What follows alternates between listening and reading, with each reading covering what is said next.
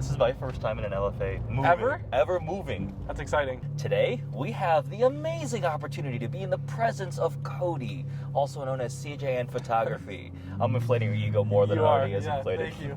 Yep, keep it coming. We're going to be talking about...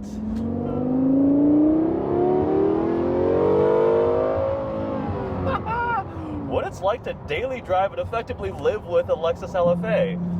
You lucky. Let's start from the get-go. Introduce yourself, what do you do, and how in the world did you end up getting to spend so much time in an LFA?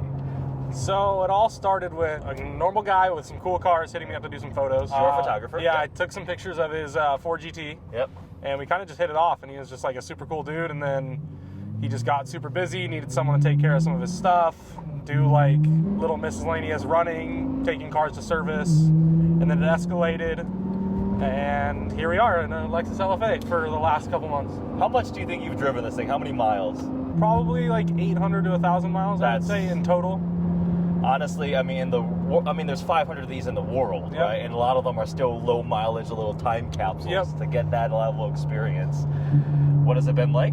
Well, the best part of this car is it was a driven car prior. Okay. The owner, like, obviously we want to keep miles down. Like, we try not to drive Within it. reason. Yeah, I mean, it goes around a bubble of Scottsdale, so it doesn't really get that many miles on it. But the ones that it does, it's cool. We take it to a bunch of events, and it's quite the car to take around. Like, from cars to SVJs and STOs and stuff like that, driving those around, they don't get the same. Does this get the most amount of attention? This doesn't get the most amount of attention. This gets the best attention. Okay, the quality. So, of the yeah, attention. the quality, like, the people I meet, the people who actually enjoy the car. It's way more fun to have a conversation about this car than the SVJ or the STO, because most people that know this car really enjoy it are enthusiasts, like, through and through. Yes. Unless you get, like, there's some TikTok kids that are like, oh my God, it's an LFA, how can I capitalize? But that doesn't happen a ton, but it has. What's your favorite part of the LFA? The sound. I mean, that's the only sound. part of it. I mean, the interior, actually, a lot of people get giddy over the interior. I think the interior, other than this, is very modern, in my opinion. There's a lot of carbon everywhere. A lot of carbon. The seats are pretty comfortable. The sound system's phenomenal. Like, you can actually, like, bump in this car. Does it have Bluetooth? It's got an aux cable. It does have Bluetooth, but very gimmicky. Very sometimes it works, sometimes it doesn't. So it goes into 5 cylinders idling. It's a inline 5. Yeah. So we're naturally aspirated to RS3 right now. Literally. It's so funny, like, seeing all this. Yeah. Wow. Yeah. The interior is crazy. It's like the Lexus, like, multi-tier, which they had some in their other cars too. But yeah, you're a lot of carbon, leather. But that looks like that infotainment screen. Yeah, just if you don't look at that, if we powered that off, it would look phenomenal. I mean, that's like Bugatti's thing, though. They don't do screens because of this. It dates it very much. So that's why, like, you look at some of these new, like, Mercedes, right? The entire dashboard is a screen. Yep. That's gonna look terrible in 20 years time. It's probably. gonna be horrible. We're gonna have holograms and stuff, and that's gonna age the car so much. What's your least favorite part about the LFA? Oh man, see, I love the car. I don't know what, like, automatic mode. Automatic That mode? shouldn't even be an option. In my opinion, it does not drive the way the car should. I get why they have it, obviously, if you're too lazy, but I hate driving in an automatic mode. And it's got one of the best sounding paddles on the planet. Like,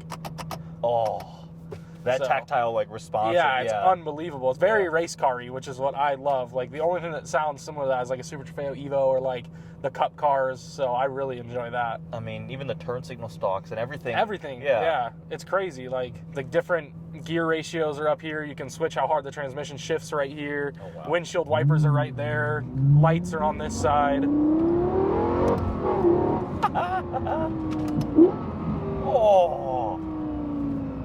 Oh my God. So transmission is not great in auto mode, but the sound makes up for it by and far. Tenfold. A really important question. How good is this as a photography car for shooting rollers? Well, I don't know if we could ask anybody else, so I'm going to say it's a 10 out of 10. For context, I'll put that clip in here. We were doing photos of my Z06, and Cody obviously brings the LFA to shoot photos out of, and he's hanging out the passenger seat. That reel got like 8 million views, and the amount of angry people in the comments was unbelievable. Unreal, dude. Ultimately, it is Toyota with a wing on the back. Yeah, exactly. Yeah, big wing.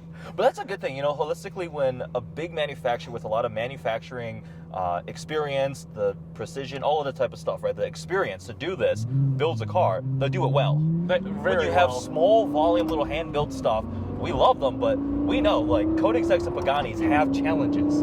I've experienced some of them. I'm sure you have seen some of them. A couple. Exactly, Yeah. right? This ultimately, at the end of the day, is a Toyota underneath, so it's going to be amazing. Yeah, that's like a really cool thing with this is like the LFA community is kind of wild. It's pretty tight knit. Okay. So I've got the opportunity to talk to a couple other LFA owners. And there's a guy with like 40,000 mile car that he's like, dude, I just service it. Never had issues with it. Like the car runs great. I drive it cross country. Like, and I was like, oh, well, that's like good to know. I mean, this car is so well taken care of. It's really cool to see just like how well this car performs and stuff.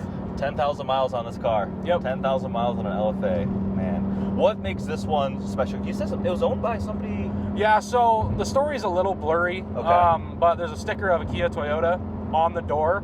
So this was either his car or his best friend's car, from what I've been told. Okay. They were roommates through college or something, and then the car was signed by a Kia Toyota on the C. The car got sold, so he wiped off the signature. It's just like... I feel like when these cars are this rare, this low production, and this special, they all have some sort of crazy story. Yeah, like, everyone. Every single LP640 in the world has some sort of crazy story, because there's a couple hundred, right? What would you even compare this to in terms of experience closest to? Like an LP640, 599 at the time, like... Can we compare it? It's really hard to compare because there's such different cars. Yeah. Like the owner of this collection, Tyler of Phoenix on Instagram, he's also got a gated manual pre-LP, which that's a really fun car, but it's so hard to like even put this in a similar boat. This car is way smaller. Okay. I think it handles better than a Murcielago. I'm not saying that those don't handle well. Mercies don't handle they're well. They're just too big, you know? Like this car is tiny, it's got enough power, but not too much. Yeah. It's not crazy fast or powerful. No, it's not. Like a C8 Stingray will beat the 0 to 60, but that's not the point of the car, right? Like people are gonna be like, "Oh, Tesla Plaid is faster." Blah blah blah blah blah. Yeah, it's like Adam. Go away. Yeah. After doing your launch control to Tesla Plaid, then what? It's just a boring toaster. There's nothing else left, right? This thing is exciting, exhilarating, go from 0 to 45 miles an hour at half throttle. Like, the sounds, every sound is like, it's kind of like it's hard to compare it to a Pagani, but the craftsmanship that goes into this car, I feel like was a similar way. Oh my god! Oh, that downshift. Yeah. Holy crap! Man, that transmission though is that single clutch. Yeah, brake. it is. If you love Aventadors, which I'm a huge Lamborghini guy, obviously. Yep. And the Aventador is my favorite platform ever. I don't care what anyone says. And this is very similar, but the cool part is it's so much more special. Yeah. So it's really nice getting to have like all these cool things that happen just by taking care of this car. Yeah. I this can't wait to drive this. This is a truly special car. It's crazy. Like it really isn't fast, like at all by any means. Like your Z06 obviously would take the doors off of this, but it's special with how iconic it is. 126 that I last checked in the United States. 3 in this color, like we were talking about. It's such a rare car. That engine is ridiculous. It's brutal. Yeah. And it's crazy how good it sounds in here too. Like, oh yeah, people outside they're lucky they can hear it from outside. Yeah. But like, you don't really understand. Like this car, it does sound great in here, especially when you're really driving it. A good amount of volume. It's got the tone, the pitch, the character, all of that. Yeah, 100%. Man, when you ask what I don't like about it, I haven't had a bad experience with the car, like at all. Well, it's very expensive now, so, you know. Yeah. knock on wood. We're just at an $800,000 minimum. Yeah, which is crazy. $800,000 car. Wow, like these were like $350,000, $400,000. They were MSRP for the longest time. Yeah, for the up until like I would say like 4 or 5 years ago, like you could still get one at a dealership for MSRP. Yeah. No one wanted them, which is unfortunate. Have you ever had somebody come up and they just completely didn't know what this was? Like, this is a Lexus? Or? Yeah, and honestly, that's a really fun conversation to have. To like, you get to talk about how special the car is, and then you make someone like the car that had no clue what it was. And then next time they see one, if they ever get the chance to see one again, they're like, oh, wow, that's crazy. So it's usually the older generation that comes up and like, what Lexus is this? Yeah. I'm like, I've got an RX 350 and an LS400. Yeah, that's exactly what it is. Or I'll get guys like you that think it's just a Toyota and they don't really care about it. All right, we're just... Yeah, it's just crazy though, like when you're trying to park this damn car at any shows, the crowds that come around, it's just asinine. Like you can't do anything. It's ridiculous.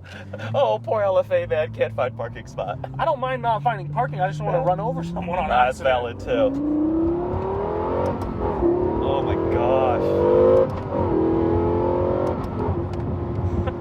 Wow. It's just a smile machine. Yeah. Like, that's the cool part about this car. Is it's like, it's so hard to be in this car and not just, like, smile. It's a 10-year-old car. Yes, that's the craziest part about it. Car. Is like, It's a decade old. This is an old car. Yeah. Came out when I was in high school. Well, you know, like servicing costs, right? Yeah, servicing. So it was like oil change and like a routine maintenance was right around $2,000. I mean, they have to fly in a tech to do all of it. So, but it also goes with the price of the car. Like, you're not driving a $100,000 car. Correct. Like, even at MSRP, this car was like $350,000 or something like that. Yeah, with options. So that is to come with it. Yes. But the experience of doing that, every text message I got a call updating the car, like pictures of the car on the lift, pictures of everything getting done. Okay. If there was any other issues, which there wasn't, which was phenomenal. So I loved the experience of the service and going through it. Yeah. It obviously makes the owner super comfortable with the car, knowing everything that he knows about it now after that first service. So, I mean, in our possession, the car's only been serviced once. It really like hasn't been driven that much. Yeah. So that first service experience, I mean, shout out to Bell Lexus. They were honestly super phenomenal, really nice people, and helped us with the car. Okay. Is this a forever car, you think? I don't think so. Not for him, no. No? Okay. No, I think if he got the right offer on the car, he's not avidly looking to sell the car. Like, the car will stay. He loves it. He loves the experience. He loves the people that get to see the car. He thinks that's great. But obviously, if someone came in and was like, hey, the crazy this is what I'll give you for this car, I don't think that it would stay in the collection. You think long term they'll still keep climbing? Like, what do you think an LFA is going to be worth 5, 10 years from now? I'd call it 10 years from now. I think it's going to keep going up, honestly. They're so rare. Like, if you look at anything rare, and it also depends on if Japan comes out with another supercar, which I don't see happening. Doesn't seem it. Unless Toyota brings, like, another car, but it'll never be. That's the problem. It's like, it'll never be as iconic as the LFA. It will never. This thing went through a decade plus of development. They were like teasing it, concept forever. And aluminum went to carbon, and it just. I mean, I study the market quite often because I help him decide what cars I think should be next, type of stuff. Just always sending recommendations. Yeah. And that's the reason I tell him not to sell this now, is because I do think the value of this vehicle is going to keep skyrocketing. I mean, look at Cura GT. Yep. Enzo's weird because it's like Ferrari, right? Yeah, Ferrari's like 599 GTO maybe. The Ferraris are hard to compare to, but Mercedes are going to keep climbing. Exactly. And this is like, you have to really love the car to buy the car. Yeah. And most of the people that are really loving the car are starting to come into wealth. Yeah. So you're really starting to see the spikes of what this car could actually be worth one day. Yeah. I mean, sucks for me because I want to own one, but if I was a bajillionaire, I'd be like, I want an LFA. Like, I don't care as much about some of the older stuff. Well, that's the thing. This isn't a first car. This isn't like a first collector car. This is I've got 5 or 6 of the cars I really, really wanted. What's another car that I'm missing? It's unique. Oh, the JDM supercar that nobody has. Yep. I'll take an LFA. Yeah. You are a lucky son of a what for getting to spend so much time in an LFA. Yeah, it's cool. Have you driven a Regera? That's not funny. That's not funny at all. His dream car. All right. What do we follow? CGN Photography, Tyler of Phoenix. Tyler of Phoenix, please. Tyler of Phoenix, obviously absolutely. Him for allowing us to do this. And, thank you so much. Everybody that gets to see it. So definitely Tyler of Phoenix, me, whatever. He does some pretty cool photography. Yeah. Dude, film photos, legit actual film, not some BS filter. Of modern supercars is such a cool look. Yeah, it's just a different vibe. It's like, totally, you would never see it, so that's what I try to do. It's definitely unique. It's not like my main thing, but it definitely helps build a page. So if anybody does photography and they want to get into film, I highly recommend it. Yeah, it's pretty awesome. Thanks, Cody. Yeah, of course, anytime. Hope you guys enjoyed this video. Make sure you check out the full review. Thanks for watching.